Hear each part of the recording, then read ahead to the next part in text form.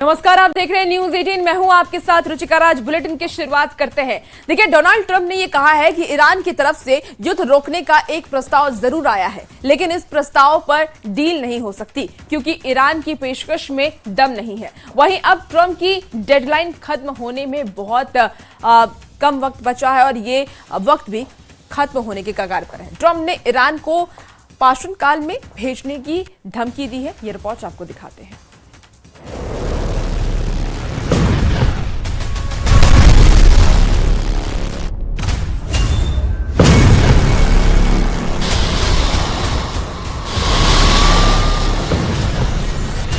Tehran में Mehrabad airport के पास धमाके। तेहरान की शरीफ यूनिवर्सिटी की तबाही। ईरान का कोना कोना उजाड़ने वाला ऑपरेशन तैयार है। डोनाल्ड ट्रंप ने बता दिया है कि वो ईरान की ईंट से ईंट बजाने वाले हैं। ट्रंप के माइंड में क्या चल रहा है? तो जवाब है धमाके, धमाके और सिर्फ धमाके। तेहरान में धमाके, इस्फान में धमाके, मशहद में धमाके और शिराज में भी धमाके। धमाके कूम में, धमाके करज में, धमाके तबरीज में और किमरान शाह में, धमाके बंदर अब्बास और आबादान में। डोनाल्ड ट्रंप अब धमाकों से पाट देना चाहते हैं पूरे ईरान की जमीन को। Mind when the enemy is weak, but that enemy is strong. Not so strong like they were about a month ago. I can tell you, in fact, right now they're not too strong at all, in my opinion, but we're soon going to find out, aren't we? But when a thing like that happens, where a pilot shot down, in most instances, you're really not able to go in.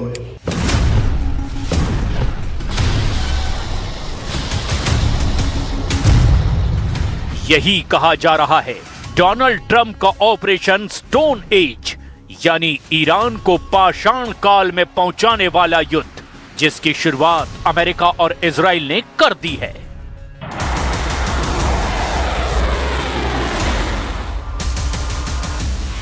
ये Iran की south पास gas field है। यहां पर हुए हमले की तस्वीर देखिए। ये वो इलाका है जहां से ईरान की 85% से ज्यादा गैस का उत्पादन होता है। इजराइल ने खुल्लम खुल्ला माना है कि अब ईरान के हर ऐसे ठिकाने पर हमला किया जाएगा जिसकी तबाही ईरान को घुटने पर आने के लिए मजबूर कर देगी। ראש הממשלה בנימין נתניהו ואני הנחינו את צה"ל להמשיך ולתקוף בכל העוצמה את התשתיות הלאומיות של משטר הטרור האיראני. משטר הטרור האיראני יגלה כי המשך התוקפנות נגד ישראל והירי הפחדני והנפשע לעבר אזרחי ישראל יביאו להעמקת הנזק הכלכלי והאסטרטגי שהוא משלם ולהקרסת יכולותיו. लेकिन इजराइल और अमेरिका के हमले के जवाब में ईरान ने क्या किया है, इसकी लिस्ट ईरान ने पूरी दुनिया को दे दी है। ईरान ने जवाबी हमले को नाम दिया है या रुकया। इस मिसाइल वेव में ईरान ने टारगेट किया उन रिफाइनरियों को जहां से अमेरिका के जंगी जहाजों को तेल सप्लाई होता है। ईरान ने यूएई के हबशा में तेल के 2 ठिकानों को टारगेट किया जहां अमेरिकी कंपनियां काम करती है। दूसरा हमला यूएई के अल रुवैस में उस रिफाइनरी पर हुआ जहां से अमेरिकी सेना को फ्यूल सप्लाई होता है। तीसरा हमला बहरीन में हुआ। ईरान के ड्रोन फोर्स ने अमेरिकी कंपनियों की पेट्रोकेमिकल फैसिलिटीज पर हमला किया। चौथा हमला कुवैत के शुआलबा में हुआ जहां अमेरिका की पेट्रोकेमिकल कंपनियों में धमाके हुए।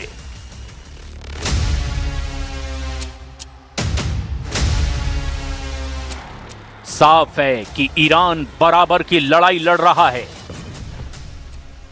ईरान में अमेरिका अब तक अपने हर मंसूबे में नाकाम साबित हुआ। डोनाल्ड ट्रंप ने F-15 का पायलट तो बचा लिया, लेकिन इस ऑपरेशन में अपने 12 बहुत ही कीमती जहाज, हेलीकॉप्टर और ड्रोन गंवा दिए। और अब पूरे ऑपरेशन पर सवाल खड़े हो रहे हैं कि क्या ईरान ने अमेरिका रेस्क्यू टीम को घेर कर मारा? अब ट्रंप ने ईरान को स्टोन एज यानी कि पाषाण काल में पहुंचाने वाले जिन हमलों की धमकी दी है, उनकी डेडलाइन भी सुन लीजिए।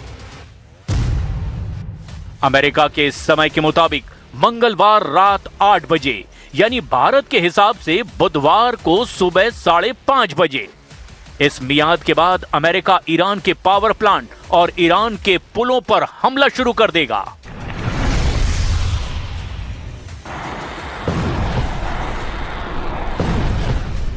ट्रंप चाहते हैं कि ईरान हर कीमत पर अपने समुद्री गलियारे हॉर्मुज पर कब्जा छोड़ दे, लेकिन ईरान ने समंदर में जिस तरह की नाकेबंदी की है उसके आगे सुपर पावर लाचार नजर आ रहा है।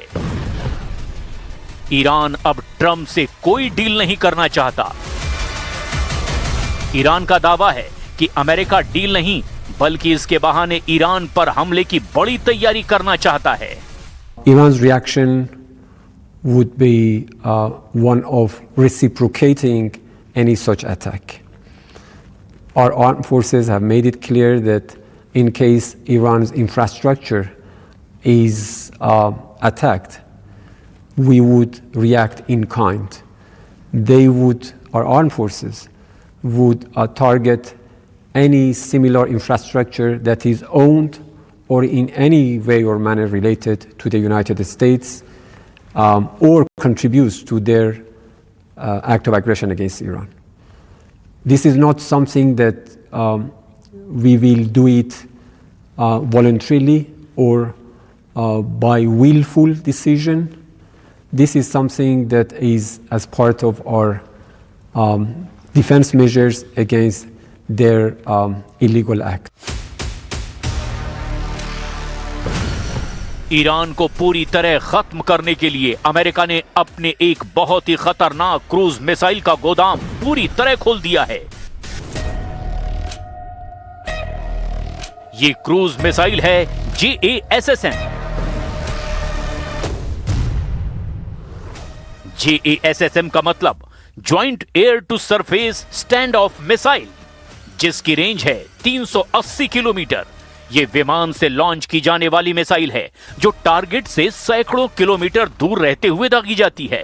ये बड़ी खबर है कि अमेरिका अब इस मिसाइल का रिजर्व स्टॉक भी ईरान पर हमले के लिए झोंकने को तैयार है।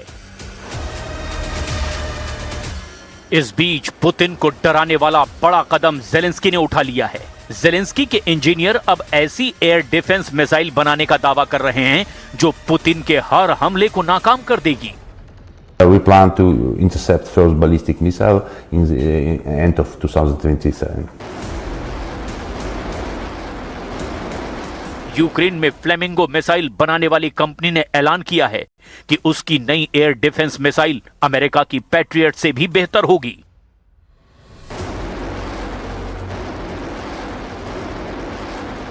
इस मिसाइल की कीमत $10 लाख से कम होगी, जबकि पैट्रियट जैसी मिसाइलों की कीमत $25 लाख से भी ज्यादा होती है। You must decrease the price of intercept the ballistic missile because right now it's like we spent 2 or 3 Patriot to intercept the Iskander. It's pretty big money. If we can decrease like intercept less than $1 million, it will be great. It will be like game changer in air defense.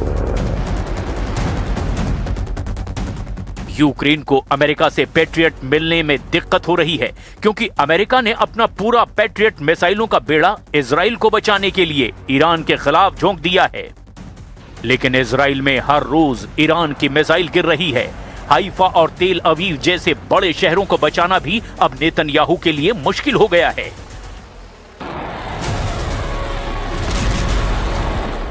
Iran के खिलाफ युद्ध को देखकर इस वक्त America का हर दुश्मन लंबी जंग की तैयारी कर रहा है।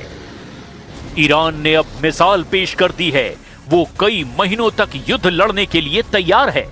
यही वजह है कि यूक्रेन हो या फिर कोई और देश, हर जगह नए नए हथियारों और टेक्नोलॉजी की टेस्टिंग हो रही है। छोटे देशों को मामूली समझना सुपर पावर के लिए खतरनाक साबित हो रहा है। ईरान हो या फिर यूक्रेन, ये अमेरिका और रूस जैसे बड़े बड़े देशों को गहरे जख्म देने के लिए तैयार हैं। ईरान और अमेरिका के बीच तेल पर अधिकार और पावर को लेकर के शुरू हुई जंग अब एक दूसरे के इंफ्रास्ट्रक्चर तबाह करने पर पहुंच गई है। ये रिपोर्ट आपको दिखाते हैं।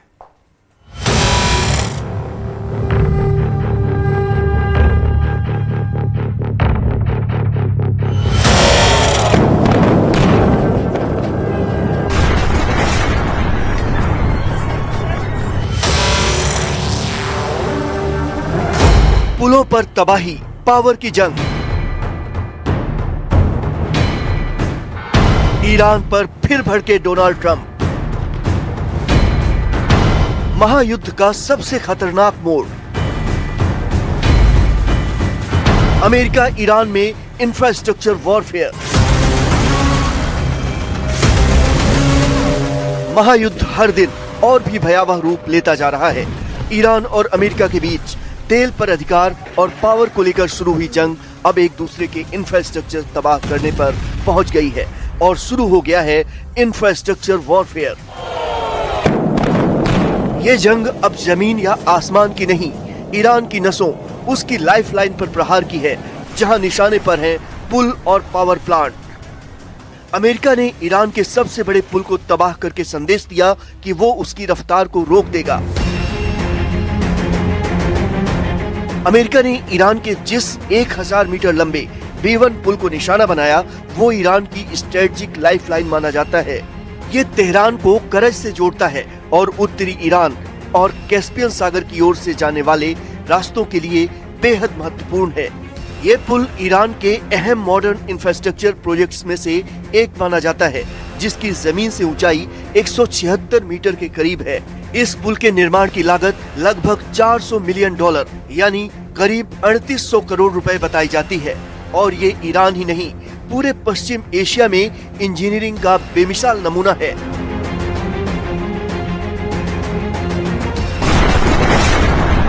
इस पुल को ढहाने के बाद अमेरिकी राष्ट्रपति ट्रंप ने कहा कि ईरान का सबसे बड़ा पुल ढह गया, अब इसका दोबारा इस्तेमाल कभी नहीं हो पाएगा। अभी और भी बहुत कुछ होना बाकी है। अब वक्त आ गया है ईरान कोई समझौता कर ले, इससे पहले कि बहुत देर हो जाए और उस देश का कुछ भी न बचे। Our enemies are losing in America, as it has been for 5 years under my presidency, is winning, and now winning bigger than ever before. Before discussing this current situation, I also want to thank our troops for the masterful job they did. Trump ने Iran को धमकी दी थी कि अगर उसने deal नहीं की तो वो उसे पाषाण युग में पहुंचा देंगे। ईरान के सबसे बड़े पुल पर हमला इसी दिशा में उनका एक कदम माना जा रहा है। हालांकि ईरान अमेरिका की इस कार्रवाई के बाद भी झुकने को तैयार नहीं है। उसने बहरीन, कुवैत और मिडिल ईस्ट के 8 अहम पुलों की लिस्ट जारी की है और साफ चेतावनी दी है कि वो अमेरिकी हमले के जवाब में इन पुलों को निशाना बनाएगा।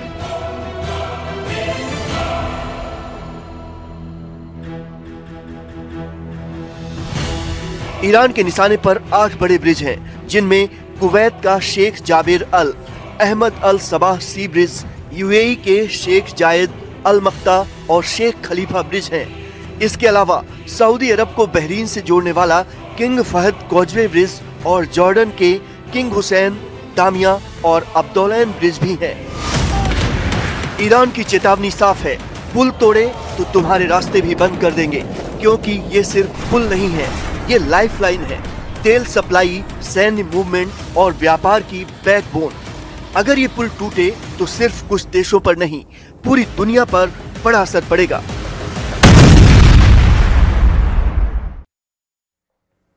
देखिए, ईरान ने पारस पेट्रोकेमिकल प्लांट पर हुए हमले का बदला लेना शुरू कर दिया है। खाड़ी देशों के तेल भंडार, गैस और पावर प्लांट पर ईरान ड्रोन हमले कर रहा है। वहीं इजराइल पर ईरान ने 500 किलो के वॉर हेड वाली मिसाइलों की बौछार कर दी है। ईरान के कहने पर अब यमन का मोर्चा खुल चुका है। ये रिपोर्ट आपको दिखाते हैं।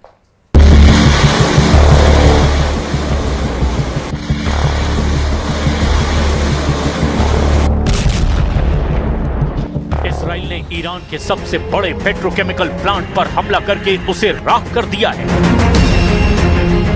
ईरान अरबों डॉलर के नुकसान का बदला इस खौफनाक अंदाज में ले रहा है।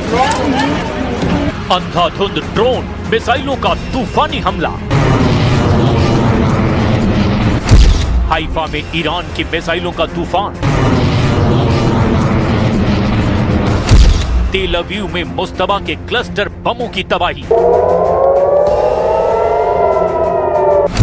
खाड़ी देशों में जनरल जुल्कदर के ड्रोन का तांडव। ट्रंप से भिड़ गए मुस्तफा की टीम के जॉइंट किलर। इजराइल के आसमान में आग ही आग है, धरती पर धमाके ही धमाके हैं। एक मिसाइल से 80 धमाके करके ईरान इजराइल को दहला रहा है। ये क्लस्टर बमों की मार है। हाइफा से तेल अवीव तक, वेस्ट बैंक से किर्यात शमोना तक भयानक हमलों ने इजराइल के होश उड़ा दिए हैं। इजराइल के गुश्तान इलाके में हमले के बाद की तस्वीर बहुत ज्यादा खौफनाक है। ट्रंप की गाली गलौज और धमकी से भड़के ईरान ने जबरदस्त पलटवार शुरू कर दिया है। ईरान ने दुबई और शारजाह जैसे आलीशान शहरों को बमों से झुलसाना शुरू कर दिया है। यूएई के शहरों पर ईरान मिसाइलों और ड्रोन की बौछार शुरू कर चुका है। खाड़ी देशों की तरह ईरान ने इजराइल की पोर्ट सिटी हाइफा पर सबसे भयानक मिसाइल हमला किया है। ईरानी सेना के प्रवक्ता ने धमकी दी है कि ईरान के नागरिकों पर हमले का 2 गुनी ताकत से जवाब दिया जाएगा। ईरान एक के बदले 100 लाशें बिछाने को तैयार है। तेहरान पर बमबारी का बदला ईरान ने हाइफा में हाहाकार मचा कर लिया है, जहां रिहायशी इलाके में फटी मिसाइलों से जानो माल का भारी नुकसान हुआ, मगर एक इत्तेफाक से इजराइल का सबसे बड़ा नुकसान टल गया। हाइफा सिटी में मिसाइल हमलों के बाद जांच में मिलिट्री और पुलिस को ईरान की बैलिस्टिक मिसाइल का ऐसा वॉरहेड मिला जिसमें अंदाजन कई 100 किलोग्राम एक्सप्लोसिव मटेरियल था। मिसाइल के टारगेट से टक्कर के बाद ये वॉरहेड फटा ही नहीं, लेकिन टक्कर से निकली काइनेटिक एनर्जी की वजह से रेजिडेंशियल बिल्डिंग की कई मंजिलें गिर गई। अगर वो वॉरहेड फट जाता तो ब्लास्ट से हुए नुकसान से पूरी बिल्डिंग ही तबाह हो जाती और आसपास के घरों को भी नुकसान होता, ऐसा रेस्क्यू फोर्स ने अंदाजा लगाया है। जांच के मुताबिक ईरानी मिसाइल पर फायर किए गए इंटरसेप्टर चूक गए क्योंकि प्रोजेक्टाइल टूट गया और उसकी उम्मीद के मुताबिक ट्रेजेक्टरी बदल गई। गनीमत बस इतनी रही कि 100 किलो का वॉरहेड नहीं फटा, वरना इजराइल में कोहराम मच जाता। ये हाइफा सिटी की वही ब्लास्ट साइट है। यहाँ सिर्फ मिसाइल की टक्कर से बहुमंजिला इमारत ढह गई। अगर धमाका भी हो जाता तो पूरा इलाका ही खाक में मिल जाता। اعلام کرده بودیم که هر تعرضی به اهداف غیر نظامی با پاسخ مضاعف به منافع دشمن در هر نقطه از منطقه روبرو خواهد شد. در صورت تکرار حمله به اهداف غیر نظامی مراحل بعدی عملیات‌های تهاجمی و تلافی جویانه ما ईरान की मिसाइलों का सबसे बड़ा सीक्रेट आउट हुआ है। ईरान की मिसाइल तकनीक को लेकर टेक्सास की एंजेलो स्टेट यूनिवर्सिटी के प्रोफेसर ब्रूस बेजटोल ने चौंकाने वाला खुलासा किया है। बेजटोल के मुताबिक ईरान के पास किम जोंग उन की मिसाइलों का सीक्रेट है, जिनसे ईरान न सिर्फ खाड़ी देशों इजराइल को बल्कि अमेरिका को भी बराबर की टक्कर दे रहा है। ईरान ने अमेरिका के सैन्य अड्डे डियोगो गार्सिया पर जिस मिसाइल से हमला किया उसमें किम की तकनीक इस्तेमाल की जाने का अनुमान है।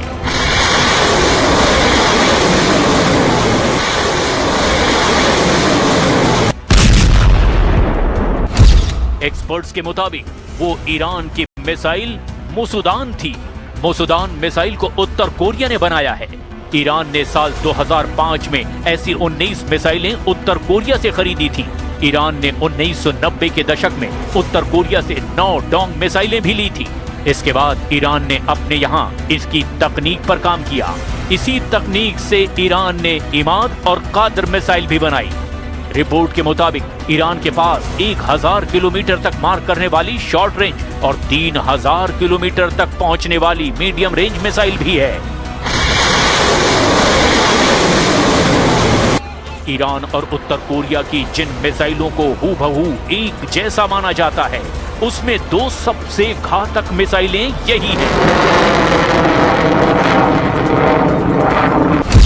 ईरान की कई बैलिस्टिक मिसाइलें उत्तर कोरिया की QIAM की तर्ज पर ही बनी हैं।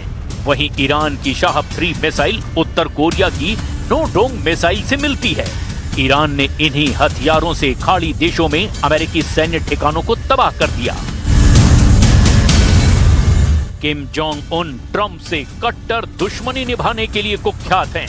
अमेरिका से दुश्मनी की एक वजह किम का पुतिन का सबसे भरोसेमंद दोस्त होना भी है। रूस ने खाड़ी युद्ध में अपना स्टैंड क्लियर कर रखा है। पुतिन ईरान के साथ हैं। ट्रंप की नई धमकी के बाद क्रेमलिन ने बयान जारी कर गुस्से का इजहार भी कर दिया। इस वक्त इसराइल के शहर हाइफा में हूं और हाइफा में लगातार जो है अटैक्स हो रहे हैं। ईरान की तरफ से लगातार बैलिस्टिक मिसाइल से इस शहर को अटैक किया जा रहा है और साथ ही हिजबुल्लाह की तरफ से भी लगातार मिसाइल्स दागे जा रहे हैं। और यहाँ पे आप देख सकते हैं, ये जो स्पॉट आप देख रहे हैं, यहाँ पे बड़े पैमाने पे रेस्क्यू ऑपरेशन चल रहा है, क्योंकि ईरान की तरफ से दागे गए मिसाइल की वजह से यहाँ पे 6 मंजिला इमारत बिल्कुल ढह गई।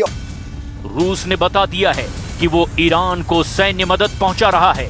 उत्तर कोरिया उसी खेमे में रहता है जहां पुतिन होते हैं। चीन खुलकर ना सही, लेकिन ईरान की मदद कई तरीकों से कर रहा है। ईरान की प्रॉक्सी फोर्स ने भी अब युद्ध में खुलकर हमले शुरू कर दिए हैं।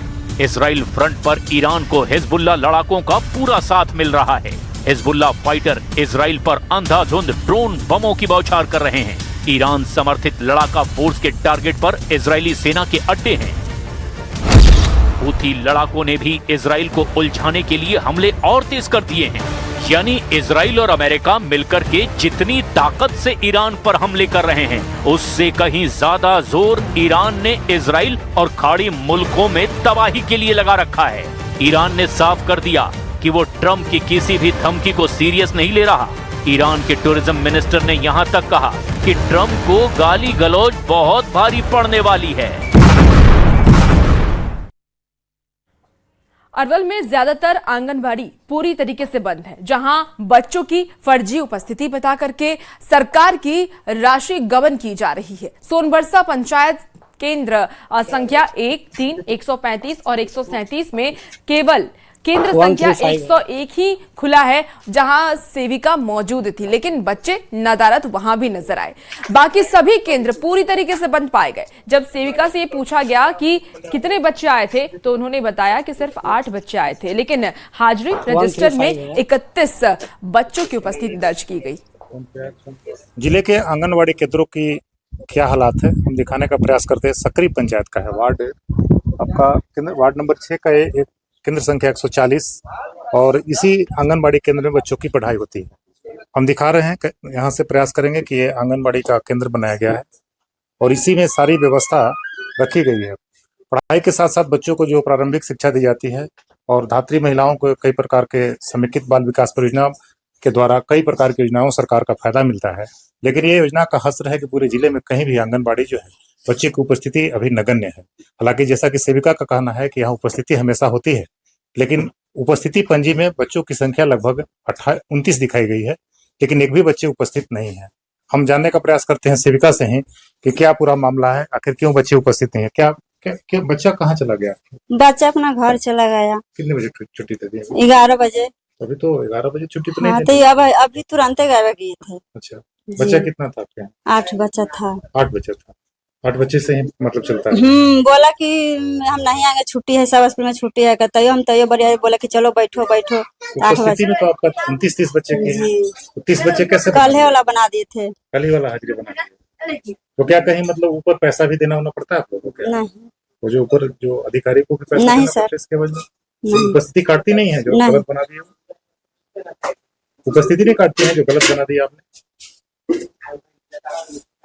ये जैसा कि सेविका का कहना है कि इसी तरह का जो पहले की जो अटेंडेंस है लगातार उसी को बना करके इस आंगनबाड़ी केंद्र संचालित करता है। पूरे जिले की यह हालात है आंगनबाड़ी का। यह हालात पूरे जिले में देखने को मिल रहा है कि जहां किसी प्रकार के बच्चों को कोई सुविधा उपलब्ध नहीं हो पा रही है। अनिरुद्ध कुमार, न्यूज 18 अरवल।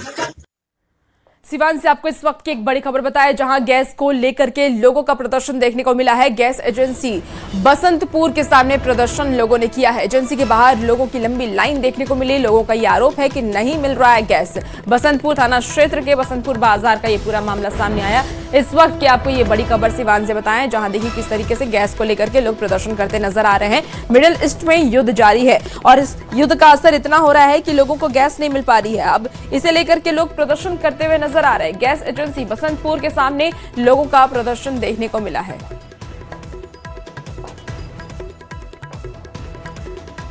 खबर अब सासाराम से है, जहां नोखा में गैस सिलेंडर नहीं मिलने पर आक्रोशित लोगों ने सड़क जाम कर दिया। लोगों ने सासाराम आरा पथ को नोखा बाजार में सड़क पर गैस सिलेंडर रख करके जाम कर दिया है। लोगों का ये कहना है कि 2 बजे रात से ही गैस सिलेंडर के लिए लाइन में खड़े हैं, लेकिन फिर भी गैस नहीं मिल रही है। इसके बावजूद गैस के नहीं मिलने की वजह से लोगों में आक्रोश देखा जा रहा है। कुछ उपभोक्ताओं का ये भी कहना है कि 1 से 1.5 महीना पहले नंबर लगाया गया था, लेकिन इसके बाद भी गैस नहीं मिल पा रहा है।